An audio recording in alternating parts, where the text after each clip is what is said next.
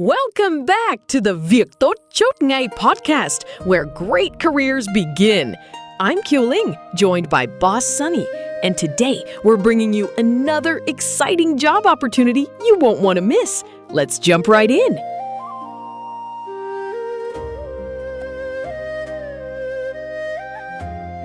Next time you walk through your local shopping center, take a second to really look at the layout. Oh yeah, it is definitely not random. Right, like that artisanal coffee shop sitting perfectly adjacent to the high-end watch boutique. That isn't a coincidence. It's the result of this really ruthless, calculated orchestration by one person. The leasing manager. Exactly. So today on our deep dive, we are tearing apart a real high-level job posting for a leasing manager at VND Commercial Complex Development over in Ho Chi Minh City. We really want to figure out how this hidden commercial architecture is actually built. And it really is a hidden architecture. I mean, most people picture retail leasing as just, handing over the keys to an empty storefront. It's just a glorified real estate agent. Right, but looking at the core responsibilities in the source, you're not just a salesperson. You're basically trying to build a highly functional, highly profitable microeconomy. Yeah, it's almost like a city planner mixed with a matchmaker. You're curating an entire ecosystem. Definitely. And looking at the day-to-day requirements, the sheer scope of that curation is just wild. Like, they want someone to handle end-to-end tenancy negotiations. Right, so hammering out rental rates and lease durations. Yeah, but also acting as the main point of contact for tenant complaints. Which is actually where that matchmaker metaphor really holds up. I mean, they have to propose and actively manage the trade and brand mix. Right. Because if you put two stores next to each other that target completely different demographics, or like if you bring in a discount retailer right next to a luxury brand, You completely kill the foot traffic for both of them. exactly. The manager has to ensure every single tenant is compatible and that they elevate the mall's overall image and revenue targets. But wait, if they are stuck mediating these micro-level tenant disputes while, simultaneously executing macro-level competitor analysis and market forecasting, they must be delegating heavily, right? Oh, absolutely. Because there is no way one person does the ground-level matchmaking and the boardroom strategy all by themselves. They don't. And that operational burden dictates exactly where this role sits on the corporate ladder. I mean, this isn't a lone wolf position. You report directly to the senior leasing manager, who is the head of department. Okay, that makes more sense. Yeah, so you are required to actively manage the entire leasing team, train the staff to hit their own KPIs, and prepare the annual rental budget. Okay, so you're basically juggling your own high-stakes deals while actively managing a team closing theirs. Essentially, yeah. It's a strategic testing ground.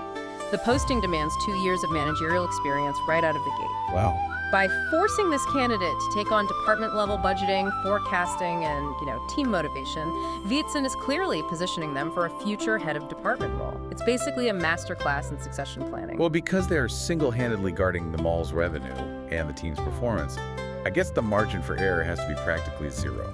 Pretty much. Which definitely explains why the mandatory professional skills in this posting are so uniquely stringent. Oh, the 9 negotiables are intense. You need a university degree in business administration or marketing, ideally a master's. A master's just to manage mall leases. Yeah, and you also need a minimum of 5 years specifically in shopping center leasing, fluent English, a rock-solid network in the Ho Chi Minh City industry, and a firm grasp of legal regulations and risk management. Actually, a marketing degree makes perfect sense there. Yeah. I mean, you aren't just selling empty square footage, you are doing demographic math. Right. You have to calculate if a new trendy sneaker store is going to generate enough cross-traffic to subsidize the struggling food court upstairs. It is highly, highly analytical. Every storefront is a calculated decision based on market trends and competitor analysis. I have to stop you there, though, because I'm looking at the compensation. They want someone who can manage financial risk, negotiate complex legal contracts, direct demographic marketing, and lead a team all under intense pressure with tight deadlines for a cap of $1,900 a month.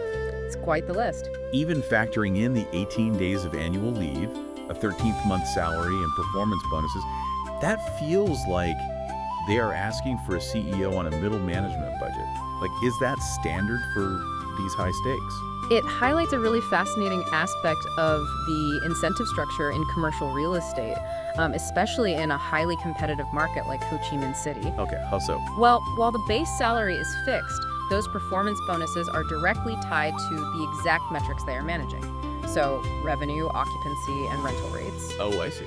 Yeah, this compensation model basically shifts the financial risk onto the manager.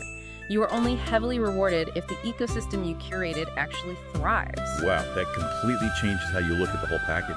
It really drives home how much pressure rests on this one person's shoulders. It really does. Whether you're climbing the corporate management ladder yourself, or you're just curious about who decides which stores survive in your neighborhood, unpacking a role like this reveals the gears turning behind the scenes of retail. It fundamentally changes how you experience a shopping center.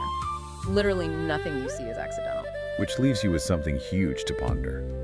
If a single leasing manager holds this much power over a mall's brand mix and its ultimate survival, how will shifting consumer habits force them to evolve?